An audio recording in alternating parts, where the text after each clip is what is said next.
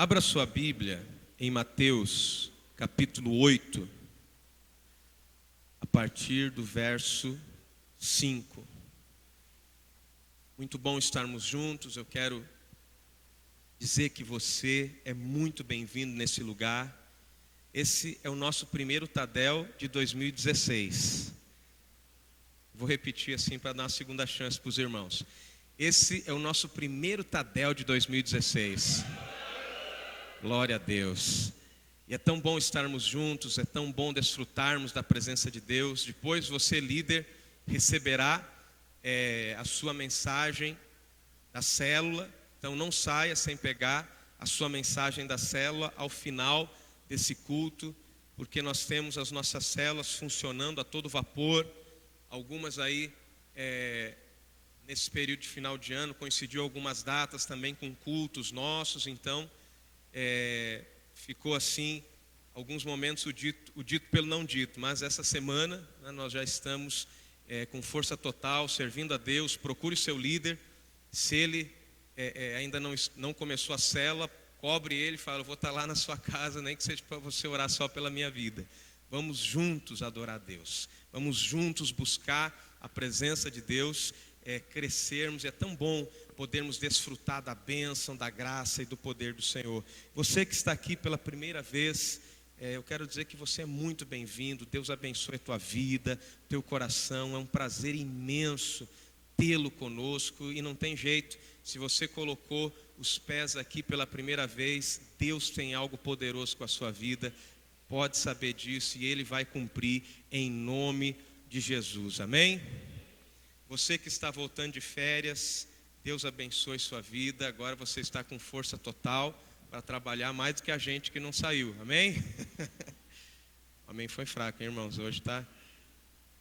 O pessoal ainda está digerindo, né? As costelas, porco assado, os leitõezinhos, mas amém. A gente vai devagarzinho, vai crescendo, amém, irmãos?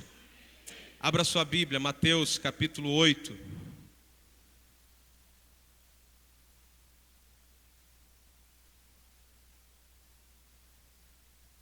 Mateus, primeiro livro do Novo Testamento, livro de Mateus, capítulo 8. Você também que está nos ouvindo ao vivo, agora pela internet, Deus abençoe sua vida. Deus tem uma palavra poderosa ao teu coração. Preste atenção no que Deus tem para falar contigo. Mateus capítulo 8, a partir do verso 5, amém? Diz assim a palavra do Senhor: Tendo Jesus entrado em Cafarnaum, apresentou-se-lhe um centurião implorando: Senhor, o meu criado jaz em casa, de cama, paralítico, sofrendo horrivelmente. Jesus lhe disse: eu irei curá-lo. Mas o centurião respondeu: Senhor, não sou digno que entres na minha casa, mas apenas manda com uma palavra, e o meu rapaz será curado. Pois também sou homem sujeito à autoridade, e tenho soldados às minhas ordens, e digo a este: vai, e ele vai, e ao outro: vem, e ele vem, e ao meu servo: faze isto, e ele o faz. Ouvindo isso, admirou-se Jesus e disse aos que o seguiam: em verdade vos afirmo que nem mesmo em Israel achei fé como esta. Digo-vos que muitos virão do Oriente e do Ocidente e tomarão lugares à mesa com Abraão, com Isaque, com Jacó no reino dos céus. Ao passo que os filhos do reino serão lançados para fora nas trevas, e ali haverá choro e ranger de dentes. Então disse Jesus ao centurião: vai-te, seja feito conforme a tua fé. E naquela mesma hora o servo foi curado. Amém. Até aqui. Queridos, esse texto, ele é impressionante. Porque Jesus se propõe a fazer algo. E alguém tem uma atitude tão extraordinária que consegue liberar um milagre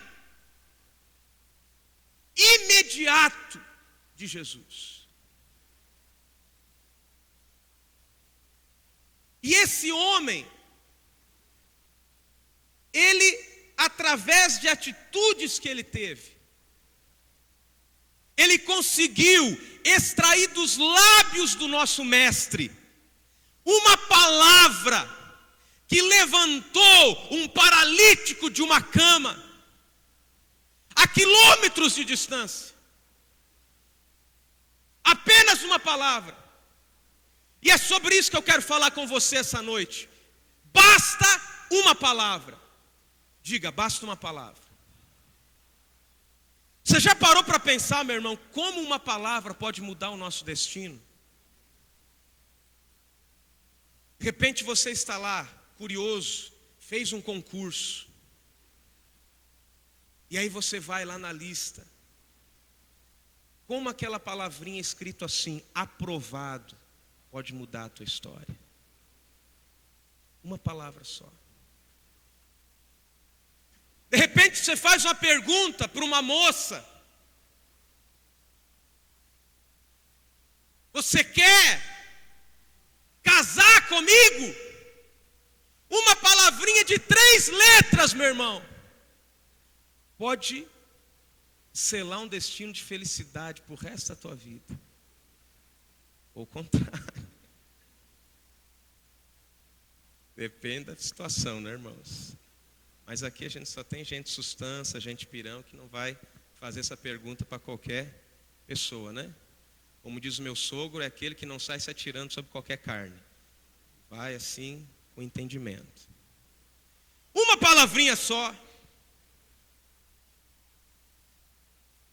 O teu chefe chega para você e ele diz assim, olha, eu tenho uma notícia para você. O que é? Ele fala assim, promoção. Você vai ter uma promoção aqui nessa empresa. Ou então, meu irmão, você chega cheio de esperança para o gerente do banco e você fala assim, e aí? E aquele crédito? E aquele financiamento? E ele fala assim, ó, saiu, tá beleza. Você sai de lá todo alegre, todo iludido, achando que foi uma coisa boa. Mas é uma palavra, ela muda o nosso destino. Você abre um exame médico e lá fala que é metástase. Um jovem, um homem, abre um exame de HIV e ele olha lá, positivo. Uma palavra só. Pode salvar ou pode destruir alguém.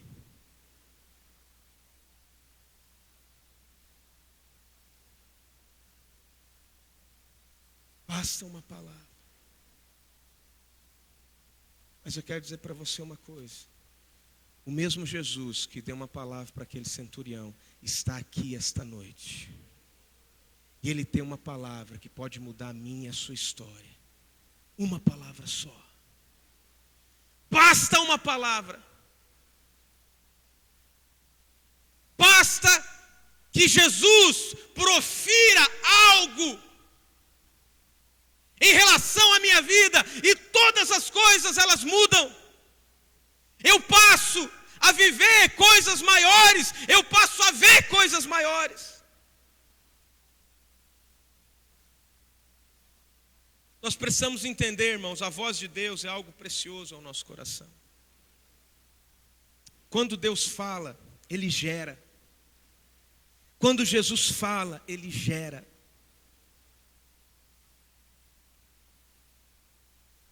Mas o que me deixa curioso nesse texto, o que me faz meditar, o que me leva a me aprofundar, e o que eu quero convidar você agora, é tentar imaginar O que gerou, o que provocou em Jesus uma mudança de atitude a ponto de acelerar o milagre na vida daquele homem?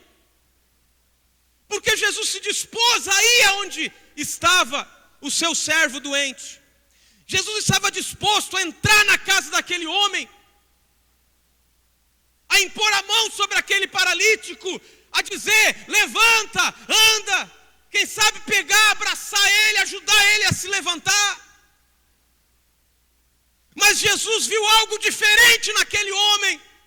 Jesus percebeu atitude diferente naquele homem. Jesus percebeu uma reação diferente naquele homem, de toda a multidão. E eu quero dizer, meu irmão, há algo diferente nessa noite. Há uma reação diferente no teu coração que está sendo gerada nessa noite. Libere isso dentro de você.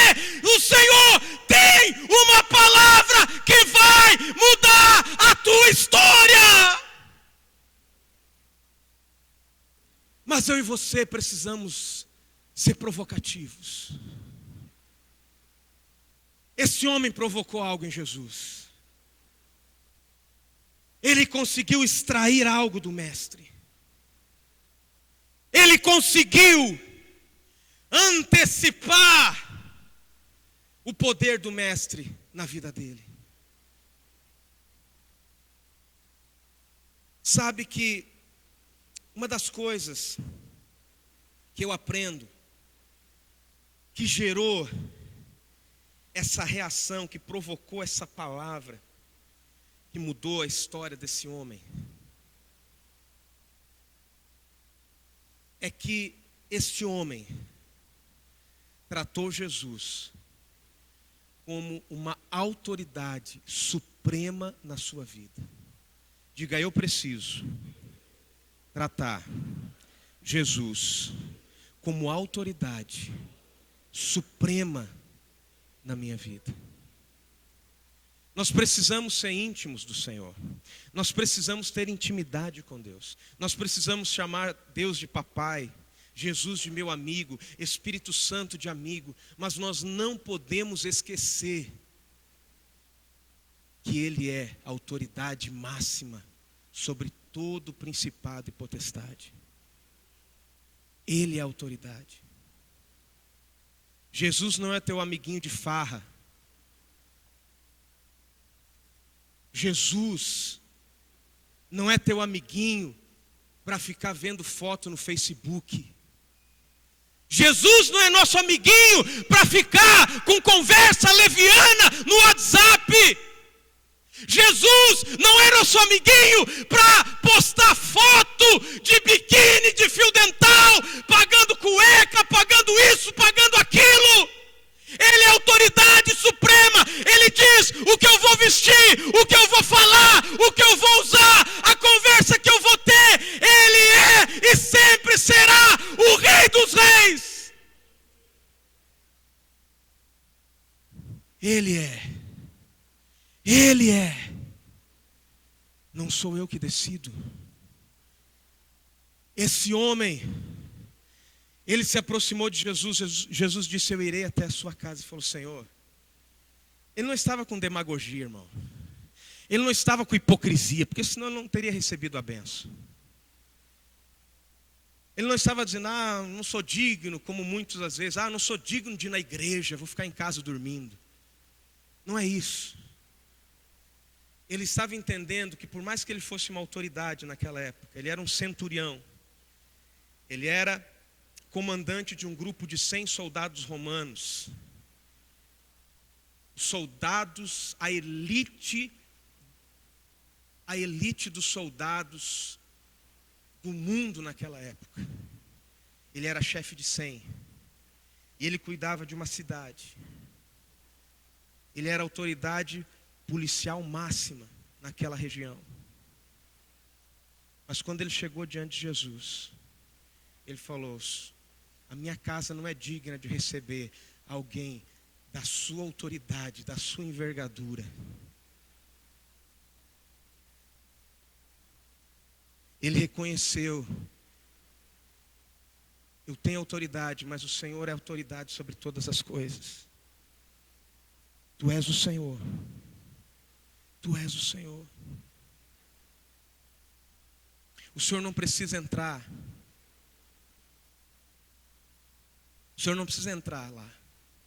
Se o Senhor der uma ordem só, nós vamos fazer o que for preciso, mas a tua ordem vai ser cumprida. Eu só preciso de autorização, porque eu estou sujeito à tua palavra.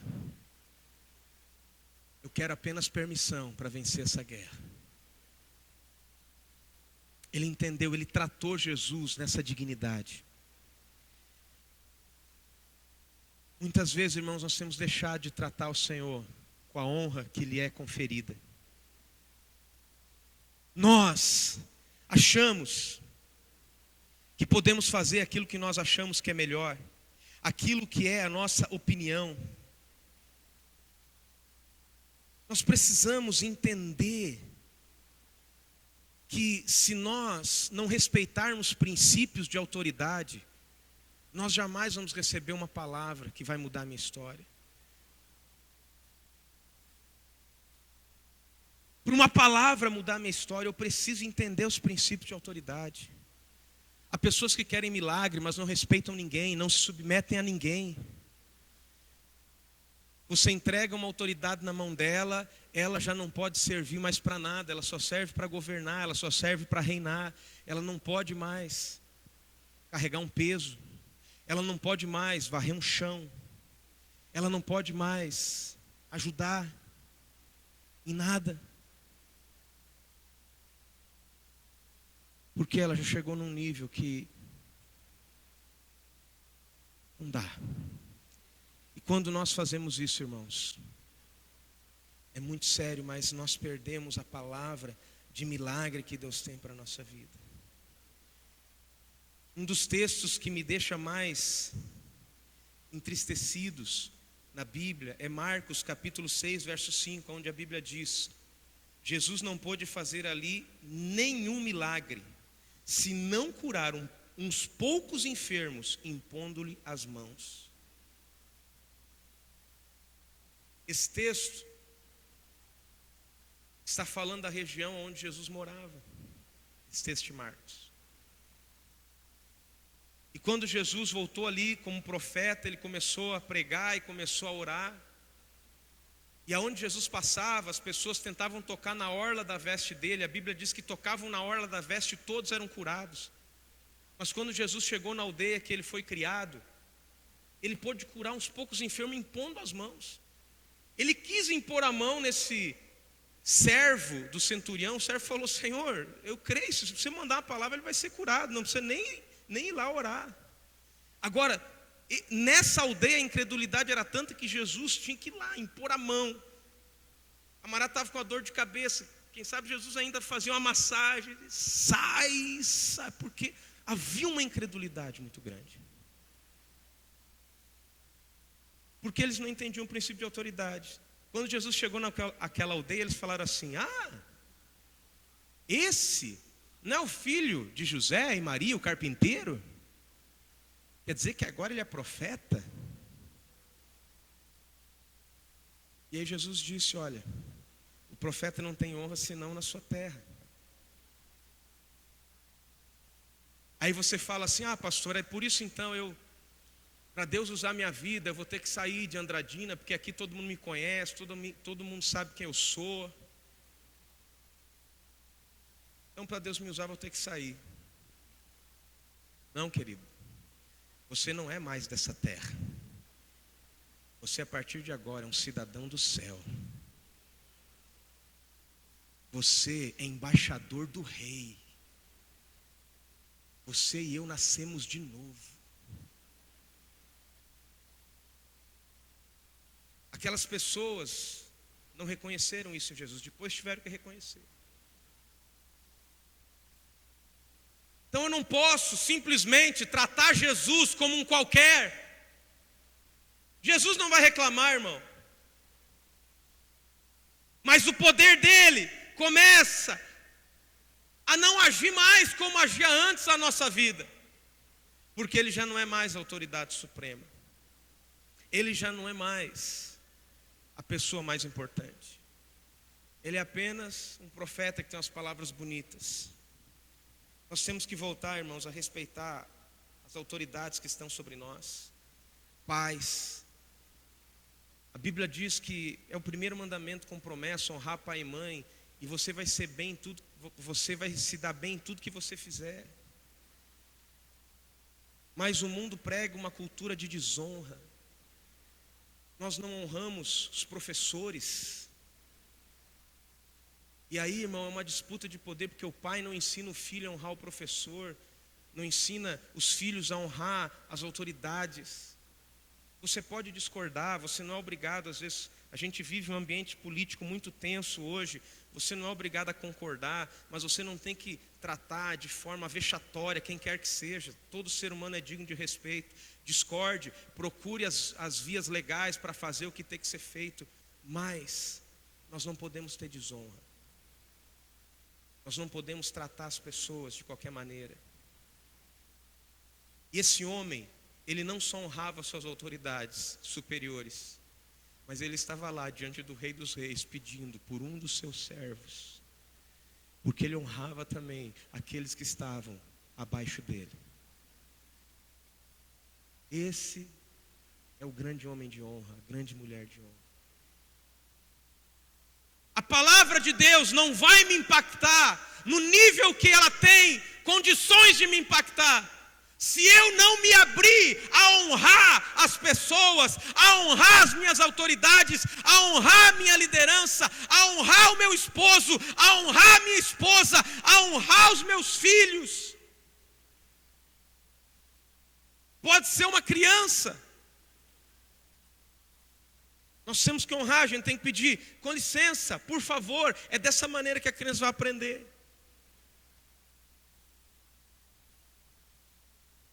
Não, mas não é uma criança. Sai da frente, moleque. Nós não estamos imprimindo honra. Nós não estamos.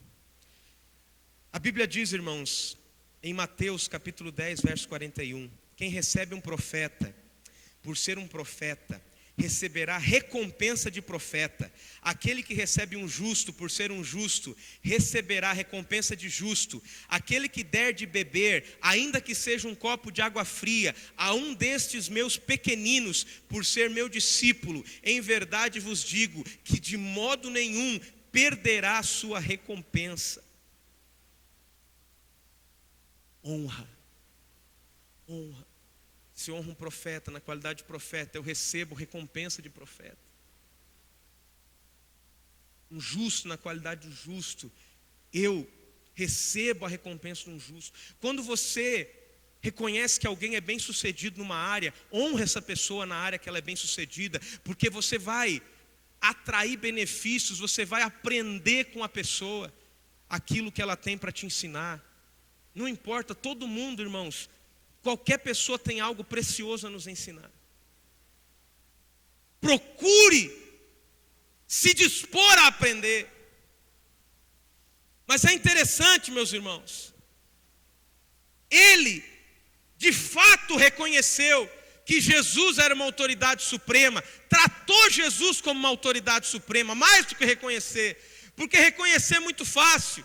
Dizer que Jesus é o Senhor, dá brados de vitória, dá brados de louvor, dizer que Ele é Rei dos Reis, a gente diz isso o tempo todo, mas tratá-lo assim, que é o que vai gerar a liberação desta palavra de milagre. Esse homem era comandante do exército romano, este homem estava debaixo do governo mais poderoso que a terra tinha. Naquela época, o governo mais rico, o governo mais influente, o governo mais conquistador, era o Império Romano. Esse homem era comandante, mas ele não foi procurar o general para pedir ajuda, para curar o seu servo. Ele não foi procurar o ministro de exército para buscar um recurso. Ele não foi procurar o hospital da corporação. Ele não foi procurar o imperador romano. Ele tinha como fazer isso, porque ele era como se um governante de uma cidade. Não, Meu irmão, a tua esperança não está na política, a tua esperança não está nos empresários, a tua esperança não está na medicina, a tua esperança está no Senhor Jesus. Trate Ele como autoridade suprema e receba a palavra dEle. Se você crê, aplauda, Ele é digno de receber o louvor, a honra, a glória. Trate-o como autoridade suprema, trate-o como autoridade suprema.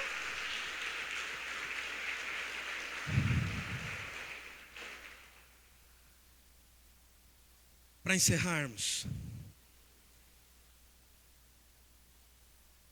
me emocionou muito, irmãos, pensar que esse homem, ele era chefe de um governo, de um império muito rico. E ele tinha 100 soldados à sua disposição. Nós não sabemos se esse homem que estava acamado, eu creio que ele era um dos soldados. Mas esse homem, irmão, facilmente ele poderia fazer um contato com o superior e dizer: olha, eu preciso que substitua alguém aqui no meu batalhão. Nós não podemos desfalcar o batalhão. Mande alguém saudável, porque nós vamos ter que dar baixa em um soldado que ele não tem mais condições de saúde para batalhar. Mas ele não fez isso. O Império Romano, irmãos, não iria negar um soldado para substituir aquele que estava na cama. O Império Romano não iria negar buscar aquele homem e levar outro que pudesse ter saúde e força e musculatura para garantir e salvaguardar o império naquela cidade, naquela região. Mas aquele homem, ele não estava olhando para aquele soldado apenas como alguém que produzia algo para a sua equipe. Mas ele considerava aquele homem como um filho, como um amigo. E foi isso que comoveu o coração de Jesus a ponto de falar: eu vou lá na tua casa. Porque Jesus sabia bem o que era isso. Jesus era alguém que amava as pessoas, que ia onde as pessoas estavam, que se importava com as pessoas. A Bíblia diz que ele não despreza a cana amassada, aquela que fumega. Quando Jesus ficou sabendo, olha, viu aquele homem cheio, aquele homem bem fardado, bem trajado. Quando ele viu aquele homem dizendo, implorando. Irmãos, quando a Bíblia usa esse termo implorar, aquele homem provavelmente não fez caso do brilho que havia na sua roupa, das medalhas que haviam na sua roupa. Ele não se preocupou em amassar a sua calça. Ele simplesmente se ajoelhou aos pés do mestre. Ele não se preocupou se ele estava usando a roupa que um soldado romano usava, que na verdade era uma espécie assim de um vestido muito bem trajado. Ele não se preocupou em sujar aquilo com aquela poeira que impregnaria na sua roupa. Mas ele se jogou aos pés de Jesus e implorou e disse: olha, o meu servo está numa cama, Senhor. Ele está paralítico. Quando Jesus ouviu isso, ele falou: eu vou lá. Mas aquele homem disse: não, Senhor, manda uma palavra. Meu servo será curado. Eu creio. Sabe o que eu aprendo, irmão? Se eu quero realmente que uma palavra só mude o meu destino em qualquer área da minha vida, eu tenho que aprender a ser uma pessoa de família. Eu preciso ser um homem de família, uma mulher de família. Você quer que a tua equipe de vendas dê certo? Não trate eles apenas como funcionários que vão te gerar lucro. Faça desse grupo de vendedores uma família. Se eles se tornarem uma família, eles serão campeões. Se você tem um time, você pode ter os melhores jogadores, você pode ter a melhor equipe, os mais treinados, com o melhor preparo físico, mas vencerá aquele que conseguir tornar o seu time em uma família, um ajudando o outro. Normalmente, se você estudar a história esportiva, você vai ver muitos times foram campeões. Eles falavam, até mudavam o nome do time, dizia, é a família tal, nome do técnico, alguma coisa assim, sempre usava o termo família. Isso já é até manjado no ambiente corporativo. O pessoal pegou isso da Bíblia. Mas às vezes nós, irmãos, esquecemos disso. Para muitos a célula é um peso. É um peso porque não é uma família. Irmãos, quando a gente gera uma família, irmão, faz toda a diferença. Ontem, eu estava cheio de parente em casa. Uma benção. Mas ontem foi um dia difícil, irmãos. Ontem, de manhã eu fui sair de casa e meu cunhado veio. Minha família toda veio e eu odeio, assim, não vou usar esse termo que é muito forte, mas eu nunca tive cachorro, irmãos, em casa. Meu cunhado, que eu amo demais, de paixão, ele veio e trouxe o cachorro. Pediu antes, claro. Então, o cachorro do meu cunhado veio, quer dizer, o cunhado do meu cachorro, não, o cachorro que o meu cunhado comprou, veio. Tudo bem, porque quem tem cachorro, irmão, não sente o cheiro do cachorro. Aliás, quem tem cachorro não sente o cheiro do cachorro. Agora, quem não tem, sente. Mas ele muito bem cuidado, tal, não teve problemas. Só que ontem eu fui sair de manhã e eu deixei o portão aberto um pouquinho mais de tempo e o cachorro saiu. Eu fui, fiz meu corre. Quando eu estou lá resolvendo, daqui a pouco eu vejo uma chamada perdida da minha sogra. Eu falei, ô Senhor, eis-me aqui, fala. Retornei para ela. Falei, tudo bem? Não, tudo bem, tentei te ligar meia hora atrás, mas já está resolvido. Ai, Jesus, o que aconteceu? Cheguei em casa. Você deixou o portão aberto, o cachorro saiu, quase matou o cachorro. Ainda bem que o vizinho pegou e foi. Mas eu já fiquei assim, falei, meu Deus, se o cachorro tivesse morrido, o que eu ia fazer? E foi indo. E aí, desde as 7 da manhã, a pastora Ana Paula já acordou, porque a gente devia estar em 8 pessoas, né, amor, em casa. E ela já começou, olha, vamos já organizar a fila do banho, que à noite tem culto. Já tem que ser assim, né? Com 7 pessoas em casa, já começa, depois do almoço, todo mundo tem que banhar já. É aquela coisa, vai daqui, vai dali, dorme no chão, ou dorme na cama, aquela festa, aquela... Aí tivemos um culto muito abençoado.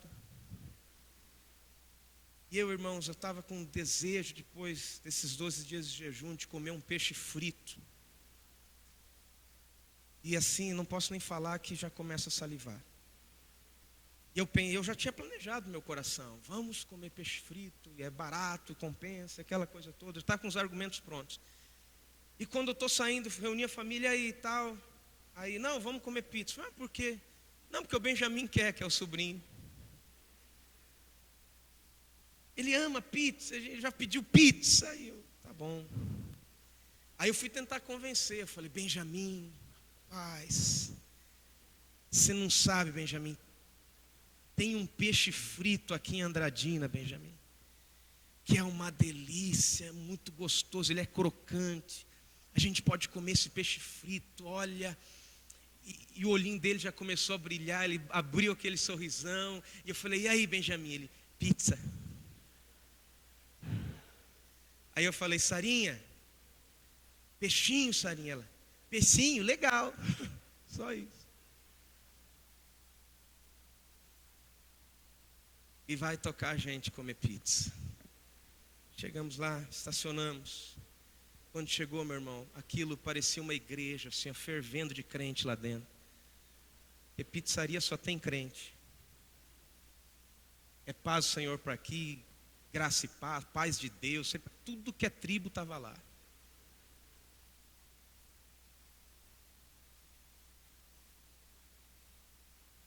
E não tinha mesa, irmãos, para a gente sentar. Aí toca Ana Paula, vamos limpar a mesa. Eu falei, misericórdia. Aí estou lá, eu tirei os pratos da mesa, eu e Ana Paula. Ana Paula já se enfiou no meio da cozinha lá, trouxe um pano, um detergente, já começamos a limpar a mesa e toca pegar a cadeira daqui, aquele negócio lotado e com cadeira aqui por cima e vai. E aí chega a bendita pizza, mas não tem os pratos. Falei, sangue de Jesus. Falei, Senhor, eu não quero sair da graça, aleluia. Eu fiquei ali, adorando a Deus. Vou passando pela prova, dando glória a Deus, glória a Deus. Meu espírito, feliz, feliz. E vai daqui, vai dali. E daqui a pouco, chegam os pratos. Os pratos, a pizza fria, e aquela delícia. E aí não vinha o suco. Toca comer a pizza, irmão, com a boca seca e aquela coisa. Mas, no final, foi lá pagar a conta.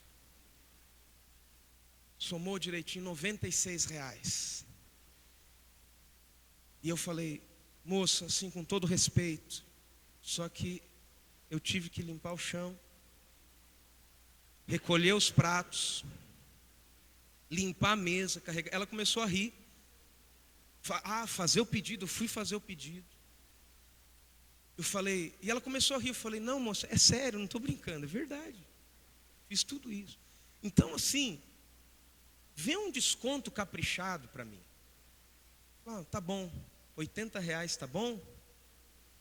Era 96, eu vou cobrar 80.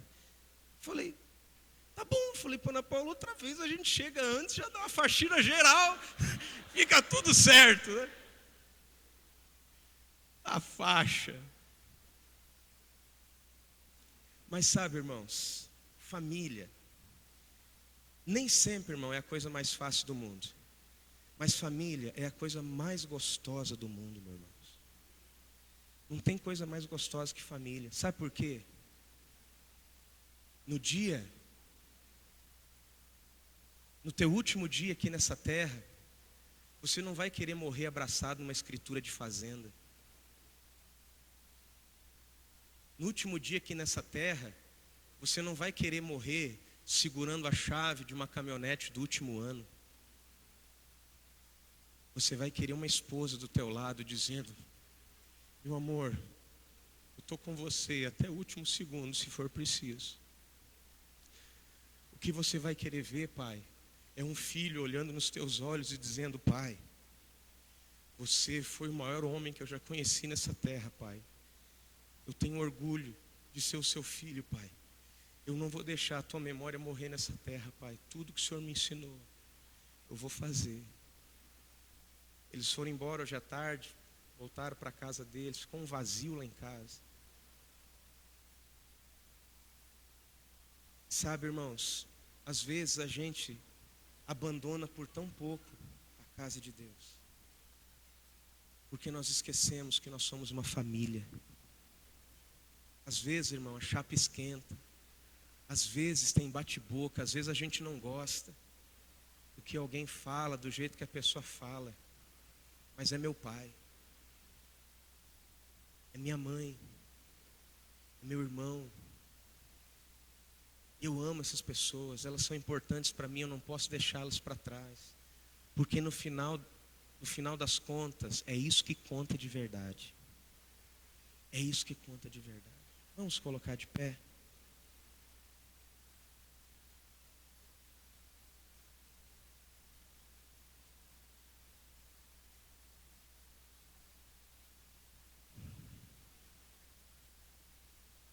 Eu não sei, querido, qual palavra que você precisa. Eu não sei que palavra que você precisa ouvir para que a tua vida mude. Mas eu sei o que você pode fazer nessa noite para receber essa palavra. Trate Jesus como autoridade suprema na sua vida. E decida ser uma pessoa de família. Não desista da tua família. Trate as pessoas como se fosse tua família. Pastor, mas se não me tratarem assim? Você é maduro o suficiente para entender isso. Às vezes um filho tem vergonha do pai e da mãe, porque ele ainda não tem maturidade para entender a importância que o papai e a mamãe têm. Mas você não vai mandar o teu filho embora de casa por causa disso. Ele é teu filho. Ele é sangue do teu sangue. Eu e você, irmãos, precisamos entender. Assim como aquele centurião romano, ele foi atrás desse servo para que ele fosse curado. Jesus, irmãos, não joga ninguém fora, Jesus restaura. Jesus não troca ninguém, Jesus restaura. Você não precisa trocar de esposa, Jesus restaura ela. Você não precisa trocar de marido, Jesus restaura ele. Você não precisa trocar de líder, Jesus restaura a tua comunhão com ele. Você tem que aprender a ter humildade. Eu e você temos que aprender a lidar com as imperfeições do nosso líder, porque nós também somos imperfeitos. E com a mesma medida que você está medindo ele, um dia você será medido. Então tenha misericórdia de quem está acima de você, porque um dia você vai estar nesta posição. E se você tiver misericórdia hoje, terão misericórdia de você também.